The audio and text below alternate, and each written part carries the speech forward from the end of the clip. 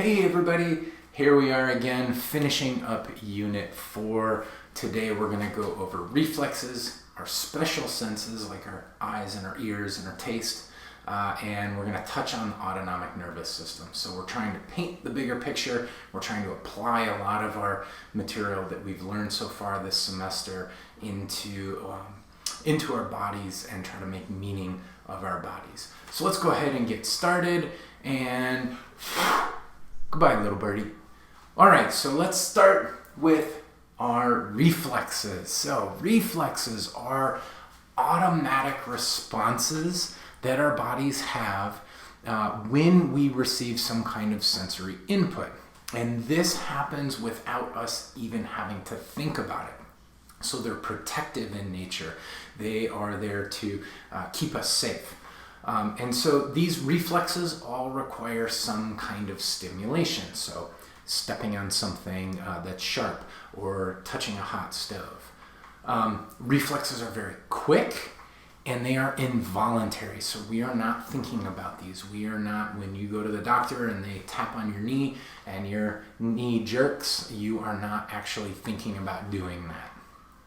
Reflexes are also stereotyped, meaning they happen pretty much the same way every time. So if we look at the basic components of a reflex arc, what we can see here is, if we pull up our laser pointer here, we've got some kind of stimulus, and that stimulus is going to stimulate our receptors, and that's going to transmit a signal down our sensory neuron. Remember, in this case, we're talking about pseudo-unipolar neurons. We're passing down that spinal nerve. We're going past that dorsal root ganglion. We're going back through that dorsal root into our spinal cord, and what we have is a relay neuron or an inner neuron that's going to synapse with our sensory neuron and connect directly with our motor neuron. And that motor neuron is then going to be stimulated to transmit that signal down that ventral root, back through that spinal nerve and out to our effector. And generally it's going to be these muscles to withdraw or move our fingers or our hand away from that stimulus. So these are really quick. They're going to happen without us thinking about it, and this is going to keep us a lot safer. Now, if we look at the withdrawal reflex, if we look at the withdrawal reflex, this is kind of what we just mentioned, but there's a little bit more going on here. And so if we look at this person, he was, cooking some mac and cheese while he was studying for his anatomy class, but, he didn't realize that the handle was on the other side and somehow decided to grab the bright orange part of the stove. So in that example, this individual has touched that hot stove, and we have these pain and temperature receptors that stimulate a signal, and it's sent down our afferent pathway back through that spinal nerve, back through that dorsal root, and into our spinal cord. And here we see a couple things happening. One, in green here, we see an inner neuron that has a positive symbol, and that is representing an excitatory signal. So we're going to have an excitatory response trigger this motor neuron here in blue that's going to move and send a signal out to our biceps brachii muscles, and it's going to stimulate those muscles to contract and pull that hand back. But at the same time, remember, we have our antagonistic muscles that are doing the opposite, and so we want to ensure that those are relaxed and that they're not firing, because in order to do this, we have to relax those triceps brachii muscles. So we also have an inhibitory inner neuron here that's going to send an inhibitory response and relax these muscles so that they're not firing, and that's going to make that movement quicker and more efficient. But you can also see here in C is that we have some relay information going up through these ascending tracks back to the brain, and so these are going to help us become more aware of what just happened. If we look at another example, we have our patellar tendon reflex arc, and so this is when we're sitting in the doctor's office, you can see she's really not excited about sitting in the doctor's office. She doesn't want to be there. And she actually has a doctor. It's a ghost doctor. He doesn't really exist, but you can see that his little rubber hammer does exist. Or maybe her doctor is the rubber hammer. I'm not really sure here. But what's happening is that when the doctor is tapping on that tendon, we have these little muscle spindles that are embedded within the muscles that respond to that stretching and that tapping. And so what happens is when those are stimulated, we send a signal down this afferent pathway, right, our pseudo-unipolar neurons, back into our spinal cord. And so again, we have a stimulation here, an excitatory response that's going to be sent out to our muscle fibers to contract. And we also have an inhibitory response right back here to stimulate those flexor muscles to relax. Okay, so we're stimulating those extensor muscles and relaxing the antagonistic muscle so that we have a quicker response. And you can also see that information then makes its way to the brain after the reflex has happened. Now in our last example, we have a combination of a withdrawal reflex with a cross-extension reflex. So what's happening here is in this example, we can see this gentleman's hanging out at the beach, right? He's having a great day with his family. He's looking around for sand dollars. He's catching some rays, working on his tan, and then he steps on some jerk's bottle that he threw into the ocean, and it's broken. So don't pollute the ocean. So he steps on this, and we get our sensory receptors that are fired, shooting a signal down our afferent neuron back into our spinal cord, where we have a lot of things going on here. So first, we see that we have this excitatory signal that's coming down to our flexors, so that our flexor muscles are going to fire and pull back that leg. At the same time, just like we saw with that withdrawal reflex touching a hot stove, we need to relax those extensors, okay, so that we get a quick withdrawal off of that bottle. Now, at the same time, in doing that motion or pulling back, and I'm actually lifting my leg here, I know you probably can't see that, and we've probably been there before where you maybe have stepped on something really sharp or stepped on a nail and you fall down, right? You just go down. But in this case, we want to prevent further injury by falling. And so what's happening is when you step on that sharp object, the initial reaction is to pull that back, but we need to make sure that we keep some kind of balance. And so attached to this reflex, we can see that this interneuron is branching over here, and it's creating a stimulatory effect or an excitatory effect to our extensor muscles so that they fire and contract and support us, and at the same time an inhibitory signal back to those flexors to relax. And so that's going to help us maintain balance as we're pulling back and give us a little bit more force to pull that leg off of that stimulus.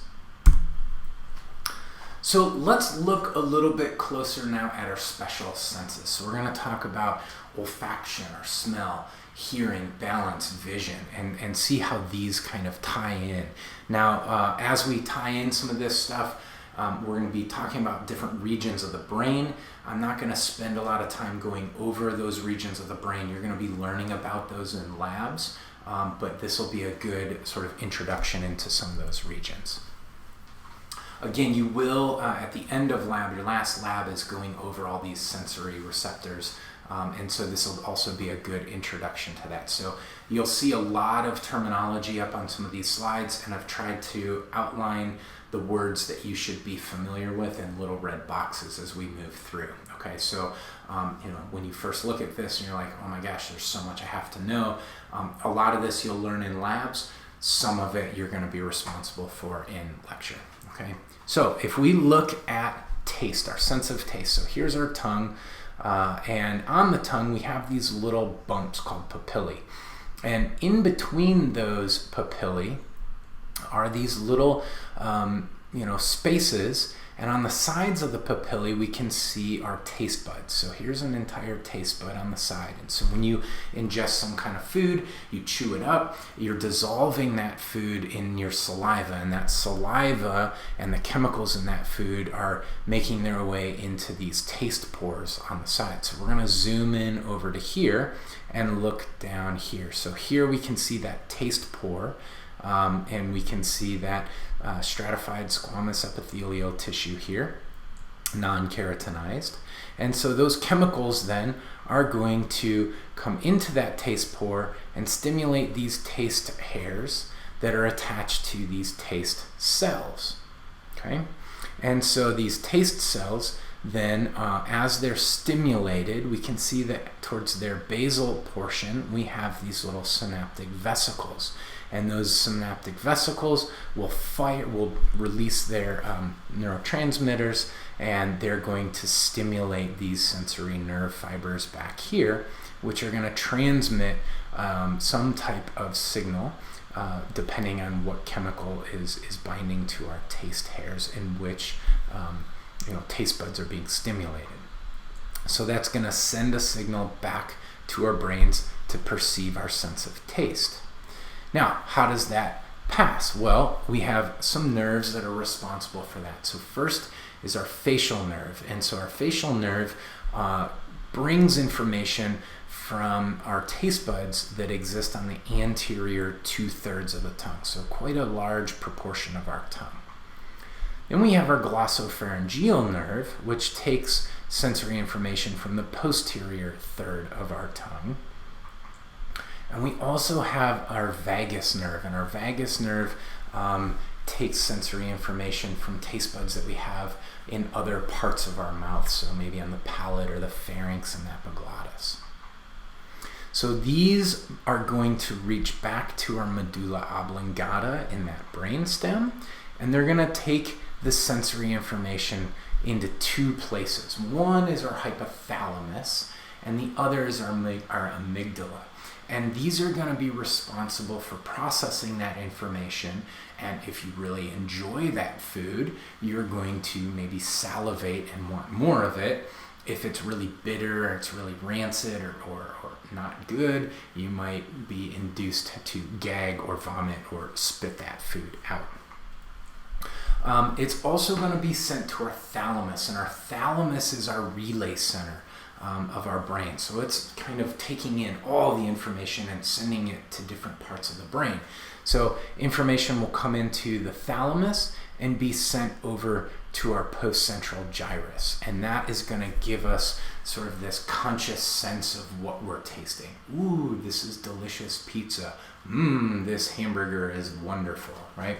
And it's going to integrate that information with what we're seeing and with what we're smelling. And so our sense of taste and our sense of smell really highly integrate. If you've ever been sick and you've been chewing on food, right, you're stuffed up, you can't really get that sense of taste or that sense of smell. And so our taste just doesn't really, it's not that appealing, right? Which is why sometimes when people are sick, they just don't really want to eat. So all of that information coming together kind of forms this impression of food. And so that's why sometimes people have a hard time going into other countries and they look at some food, they kind of know what it is, and they're sort of like turned off by eating it because, they've already have these sort of like preconceived notions, or the food doesn't look very appetizing, and so therefore, our taste of it is sort of turned down. Now, if we look at olfaction is our sense of smell. And in our olfactory mucosa, we can pick up anywhere between 2,000 and 4,000 different odors, which I think is pretty interesting. Now, remember, we've got this bone in here that you learned about. This is our ethmoid bone in here, just to kind of bring back what you've learned in labs.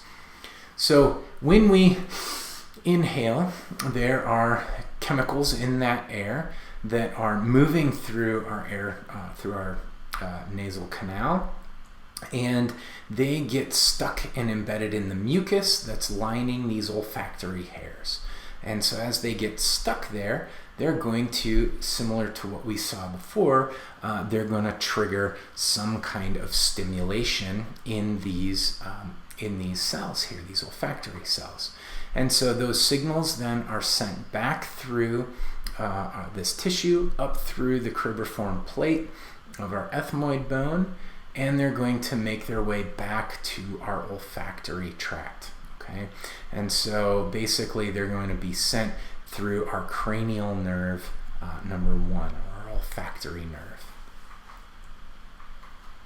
So those olfactory cells synapse in what's called the olfactory bulb that's lying just above the cribriform plate. And those axons from that olfactory bulb form those olfactory tracts. And remember, tracts are in the central nervous system. So our primary destination then is going to take that information directly back to our temporal lobe. And so it bypasses that thalamus, which helps integrate that information with memories and emotional responses. Maybe you've smelled, you're sitting in class and you've smelled somebody walk by you with either some perfume or cologne, and it, ignites some kind of emotion where you're like, oh, wow, my ex used to wear that. Or maybe you're like, oh, my ex used to wear that, right? Or maybe you've been walking into someone's house and you smell food, and it, invokes some memory of your, grandma from years ago that used to, cook or bake for you. So it's really interesting how well our smells and tastes are integrated into our memories, and kind of create these like long-term connections. So what does that look like when you look at our brains? Well, so up here on the posterior view, an inferior view of our brain, here's our olfactory bulbs, okay? And so they're receiving information from our nasal mucosa. And that information is then transmitted down these olfactory tracts. So we're talking about our central nervous system, and they go back to our primary olfactory centers in our temporal lobes. Now from there, you don't need to know all of this, but you can see that that information then branches out to different regions of our brain to help get processed, right? And so these are going to be using those other association tracks, right, that we talked about earlier, or these projection tracks along the way to kind of make meaning of all of this information that's coming in.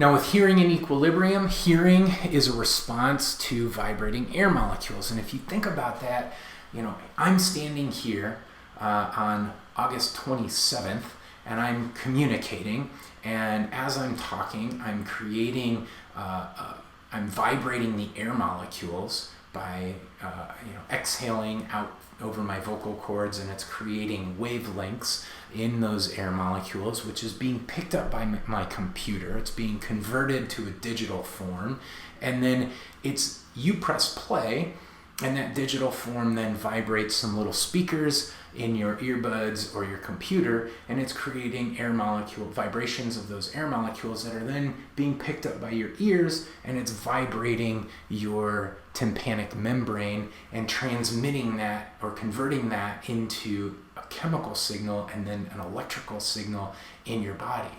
And you're processing it and you're understanding what I'm saying. Probably you're listening to this in like November. So kind of cool when you think about the whole process of hearing.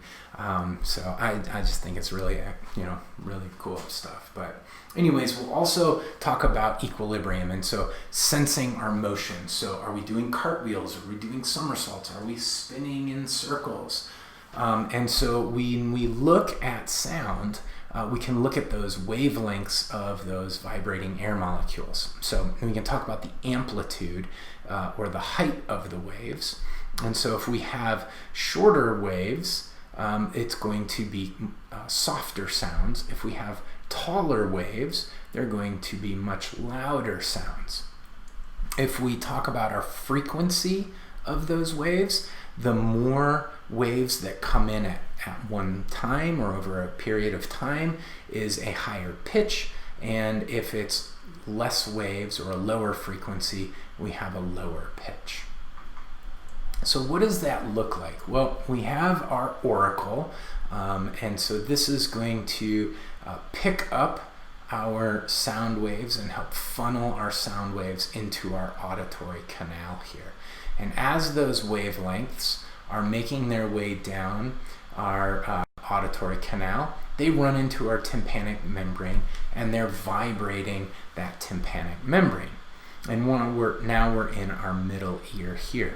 So as that tympanic membrane vibrates, it's vibrating our ossicles, the malleus, the incus, and the stapes. And so these are here for sound amplification.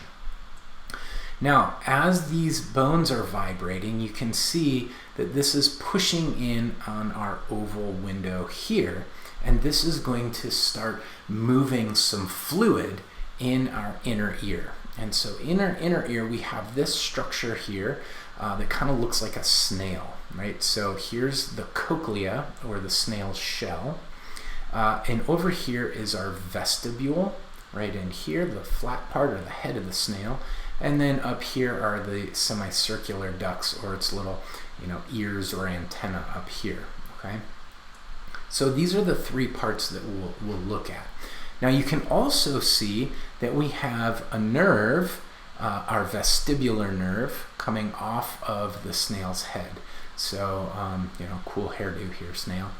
So we have our vestibular nerve that's coming off of our semicircular ducts as well as our vestibule. And we have our cochlear nerve that's coming off of the cochlea. And those two nerves actually join together to make our vestibulocochlear nerve that's going to go back to our brain. Now, what's happening is when you're communicating, or when you're talking, or when you're hearing, you are activating this part of that snail, or you're stimulating the cochlea. And so information is being transmitted down that vestibulocochlear nerve to our pons. And so from our pons, we have our second order neuron, excuse me, that's going to transmit information to our inferior colliculus. And if you remember, we had talked about the superior colliculus last lecture. Just below it are the inferior colliculi. Now from there, we see a relay that's going back to our thalamus, to our relay center. And from there, that information is going out to our temporal lobes. Okay, so think of your temple. We also see that information from that inferior colliculus is going back to our vestibulospinal tract, back to those neck muscles that we learned about earlier, and through that vestibulospinal tract, so that if you hear something and someone says, "Hey, how's it going over there?" and you're like, "Oh, hey, how are you? Nice to see you." So we can turn our heads and respond to that information. Now, just another view of what that looks like. If we're communicating with somebody and we're hearing sounds, you can see that information from the cochlea is being transmitted down that vestibulocochlear nerve. It's also called cranial nerve 8. That's going to reach our pons. That's going to then branch out to our inferior colliculi. So one colliculus, another colliculus together, inferior colliculi is plural. Back to our thalamus, and then back to our temporal lobe for processing. Okay. Now in our vestibule, this is where we are sensing linear motion, so acceleration, right? So when you're sitting in a car and you hit the gas pedal and you take off, we get a response. So we're talking about moving in a linear fashion, back and forth, left and right. And so up and down. And so this is going to transmit information through this vestibular nerve to the vestibular cochlear nerve. And we can see that it is going to branch off into a lot of different places. Now, what you need to know here is that this is going to then stimulate information back to our bodies to help us with posture. So again, our linear information, as we're kind of moving through, we are going to respond to that information so that we aren't flailing all over the place. We're trying to fire and tense some of our muscles to kind of hold us in place. So that's going to be transmitted through that vestibulospinal tract that we talked about. What you're going to need to know is that this information is coming into our cerebellum, and our cerebellum is responsible for muscular movements, muscular coordination, and posture. Now you can see there's all kinds of other regions and areas that this information is going to. Okay, so moving into our vision. Now, vision or sight is the perception of objects in the environment, and this is happening by light that's being emitted by them or light that's being reflected.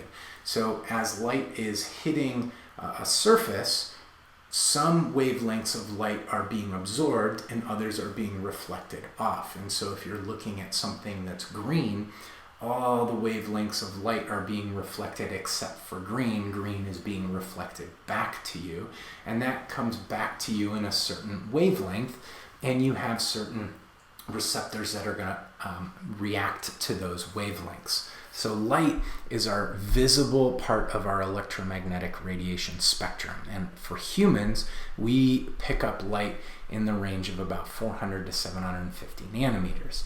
And so this is going to create a photochemical reaction that then stimulates our nerves and sends action potentials down those nerves. So what does that look like in our retina? Well, so first, light energy needs to be converted into an action potential, and that happens in our retina. So we have pigmented epithelium that's most posterior in our eye, and that's going to help absorb light that kind of scatters as it's coming into our eyes. Now, there are photoreceptor cells, or rods and cones, that are going to absorb those wavelengths of light, and they're going to generate a chemical or an electrical signal once they respond to those wavelengths of light. They're going to communicate with bipolar cells. Think back to our Unit 3 when we discussed the different types of neurons. And so they're going to synapse with those rods and cones. And what do they look like? So here we can see to the right a rod, which looks like a rod, and a cone, which looks like a cone. Great job, anatomy people. Good names here. So our rods are generally responsible for our night vision, and our cones are color vision or day vision. Now these cones are mostly located in a region called the fovea centralis, and so when we're focusing light, it's focused onto those cones during the day, which allows us to see all these different colors. But at night, what's interesting is those rods are generally around the peripheral portions of the retina. And so when you're focusing light, that light is being focused onto that fovea centralis, but there's not a lot of light out at night, and so our cones are kind of having a hard time picking up what colors. So we tend to see in shades of blacks and grays. Now, if you've ever gone out at night to do some stargazing, you've looked up maybe and you see a star and you're like, oh, look at that star, that's really cool. But then kind of in your peripheral vision, you'll see that another star is brighter. And so you'll look at that star and you'll go like, oh, that other one's brighter. And then you'll look over there and that one gets dim and the one you were just looking at gets brighter.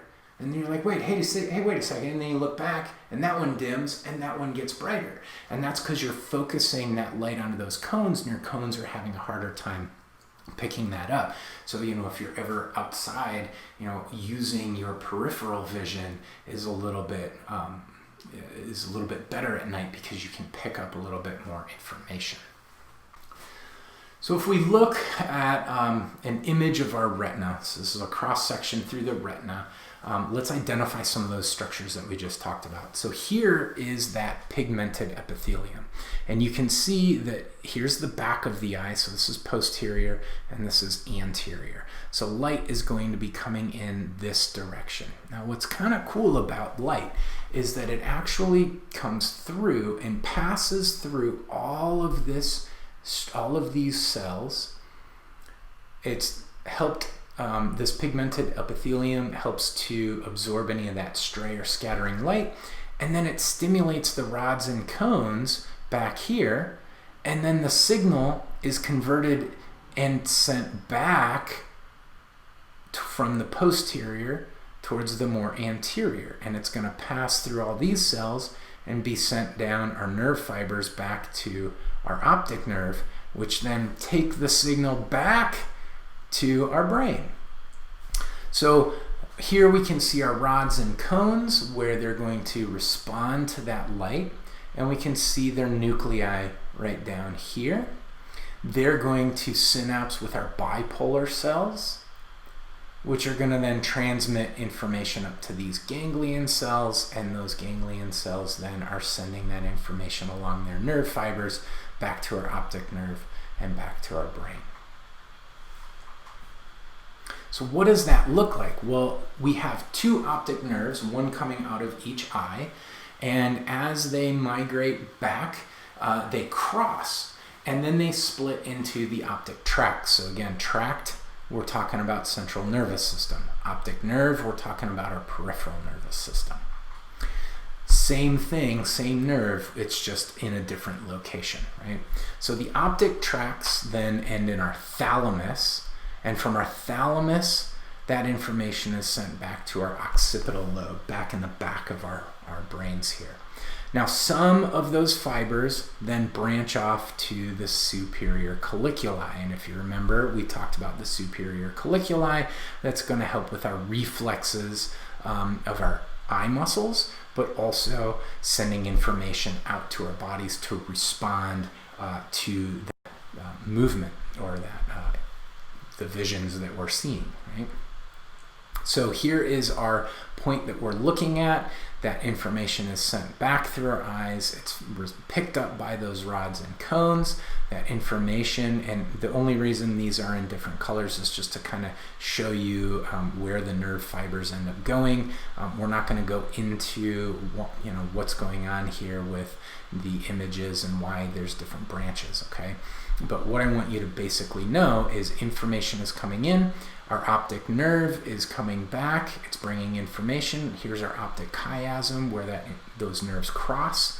And then here is our optic tract. And so we're bringing information back into our thalamus. And we can see branches that are going to our superior colliculi as well as back to our occipital lobes. All right, so here's our review and reinforce slide. Time to pause your video, take a little break, and digest the information that we just went over. So spend a few minutes tracing the pathway, thinking about the neurons that are being used. How are those neurons communicating? Try to bring in what we've learned from Unit 3, thinking about action potential, synapses, and trace the different parts of the brain that this information is passing through. See you in a few minutes. So, welcome back. How did it go? That's kind of a lot of information, but again, it's like creating a roadmap. We're just tracing and following different landmarks throughout the body, thinking about how that information is being processed and moved around through our body. So, remember, our taste cells are going to pick up information. We're going to transmit information through the facial, glossopharyngeal, and the vagus nerves. That's going to go back to our hypothalamus and thalamus, and then back to our postcentral gyrus, okay, where we're going to perceive that information. With olfaction, we have our olfactory cells that transmit information to our olfactory nerve, which then goes back to our temporal lobe for processing. Remember, our olfaction and our taste or gustation is going to be integrated together to help develop a bigger understanding of what we're eating or smelling. With sound, our cochlea is stimulated. That's going to transmit information through our vestibulocochlear nerve, to our pons, to our inferior colliculi, to our thalamus, to our temporal lobe. And then we're going to respond to that sound using that vestibulospinal tract to stimulate the movement of our neck muscles.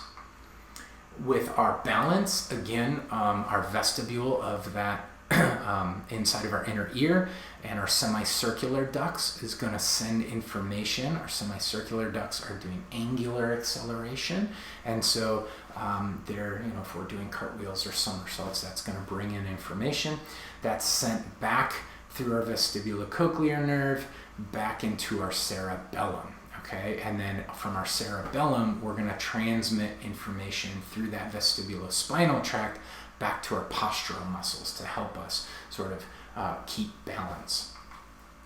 And then with our vision, we have our rods and cones that are going to transmit information to those bipolar cells, to those ganglion cells, back to our optic nerve, back to our optic tract, and then to our thalamus. And from the thalamus, we have information that's going back to our occipital lobe and our superior colliculus.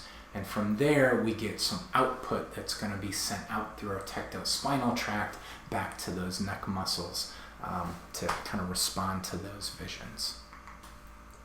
All right, now let's talk a little bit about our autonomic nervous system. So this is our nervous system that controls glands, cardiac muscle, organs, smooth muscle, things that we don't have voluntary control over. And so when we say autonomic, think of automatic here. Now, we can also call it our visceral motor system. And so this is going to innervate into the viscera of our thorax and our abdominal cavities, as well as some structures of the body wall. So you can see some examples here, cutaneous blood vessels in our skin, our sweat glands, those piloerector muscles you learned about way back in the integumentary system. And it is involuntary system. So our two divisions are our sympathetic division. So our sympathetic division is responsible for our fight or flight. So if we're exercising or we're scared or we're ready to fight or we're kind of in a competition, we're stimulating that sympathetic division. It's increasing our heart rate, our blood pressure, our airflow, and when you think about that, we want to increase blood flow to our cells in our body so that we can bring a lot of oxygen and a lot of nutrients and get rid of those wastes and really have a high functioning for those cells. We're bringing in a lot of glucose because we're going to need to make a lot of ATP, and we're sort of shunting blood flow from our skin and our digestive tract because we don't really need to worry about those right now. We don't really need to worry about digesting food when we're trying to fight or run away. Then our parasympathetic division, we can call it our rest and digest system. So it's reducing energy expenditure, it's helping with our maintenance, it's stimulating digestion and our waste elimination. Okay.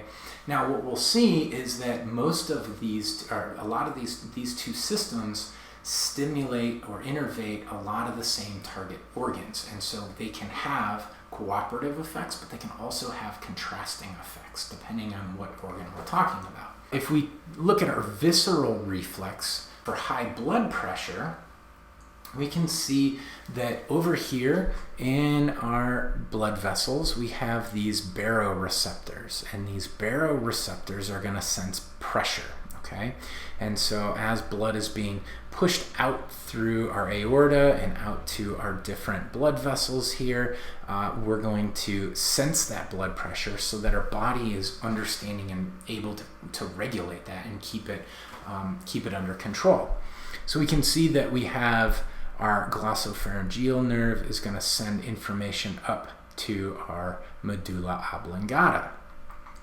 And that in medulla oblongata is going to transmit some information back through our vagus nerve, back to our heart to stimulate our pacemaker.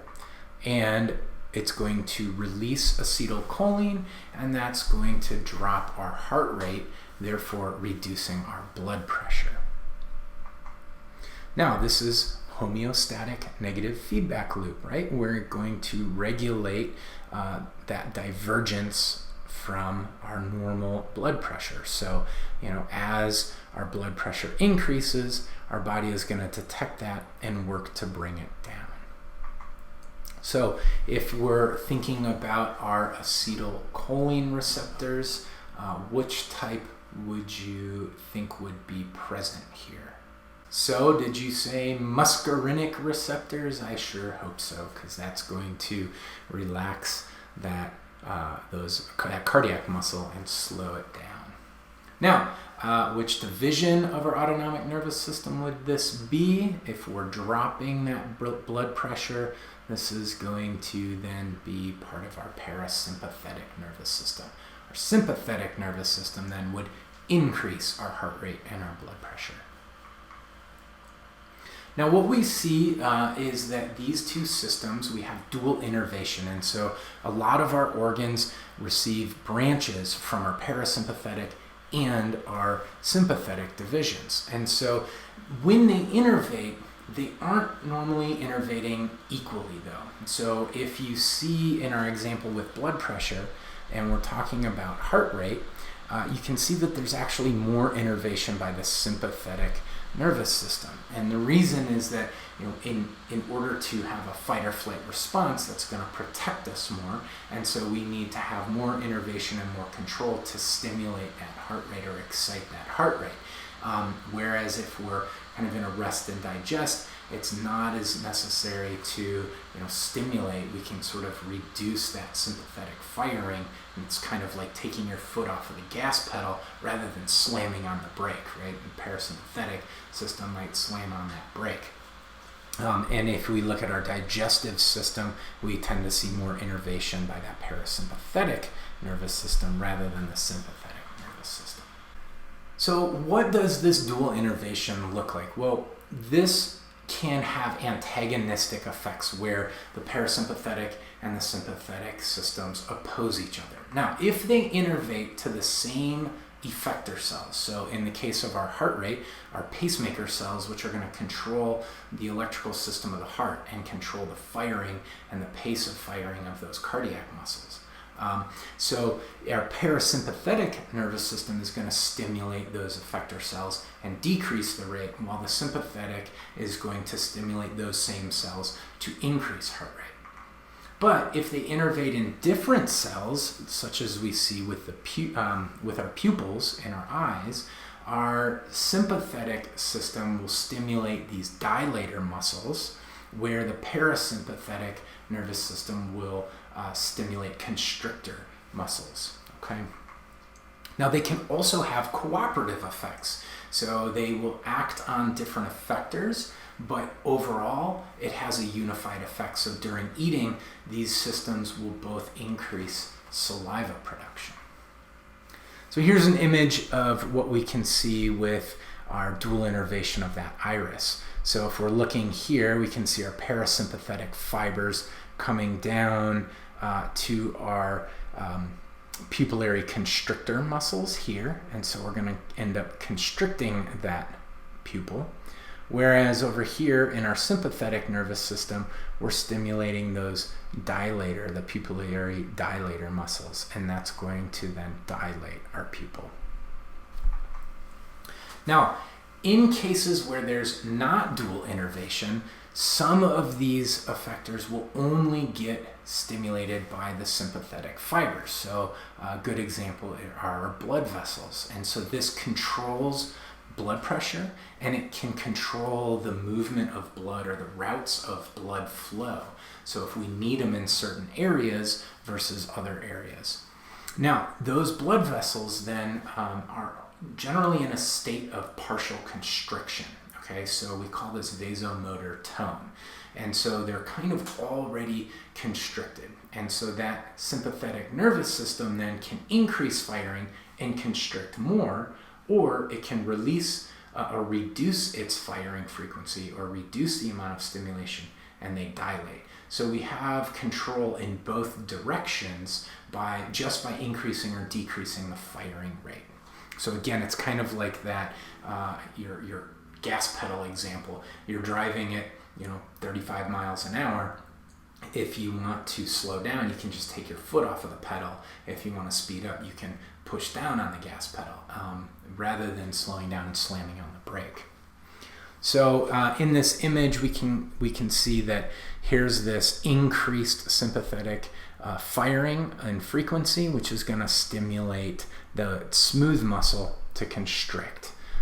Whereas if we reduce that firing, it's going to then dilate and relax that smooth muscle.